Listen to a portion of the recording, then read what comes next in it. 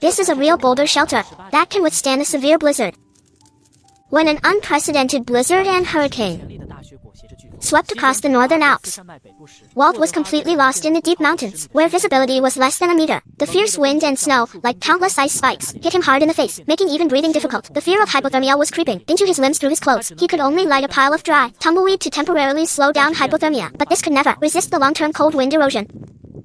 The flame swayed in the strong wind and was blown out by snowflakes within minutes. Gritting his teeth, Walt had to step into the unknown direction again, hoping for some good luck. Fortunately, heaven favored him. Not long after, Walt found an excellent boulder crevice. This huge rock had been polished by years of wind and snow, forming a naturally inward concave space. With just a little modification, it could hold an adult curled up to rest. He immediately took out his mountaineering shovel to clear the internal weeds and mud. The neatly arranged stones could be placed aside for later use. Soon he cleared a dry area large enough to fit his body. At this point, he needed to consider building a fireplace. Because the internal space was very small, Walt could only lay out the hearth along the edge, although it looked very crude.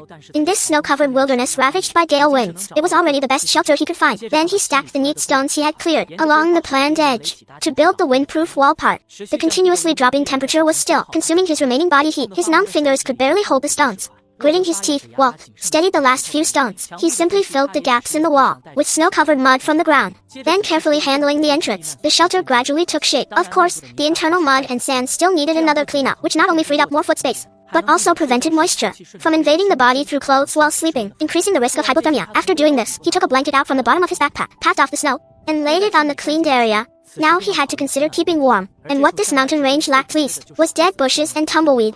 Collecting a few was enough to ignite a charcoal fire for survival. Walt dragged his frozen legs nearby, bent over to gather the dry, flammable dead branches. He didn't dare go too far. One could easily get lost in the wind and snow. Soon he returned to the entrance, holding a full armful of dead branches, carefully took out a lighter, and lit the long-awaited flame. The warm yellow light crept up along the dead branches little by little. The heat quickly spread along the stone wall, warming the entire small space. Walt sat back against the rock wall, and a stinging pain slowly came from his numb body. But just like this, it still couldn't completely remove the chill in his stomach. Walt had to collect a handful of snow outside and place it on the edge of the fireplace to boil. Outside, he could still faintly hear the strong wind howling wildly. Inside the cave, only the jumping flame made a crackling sound. The warm fireplace kept the blizzard outside.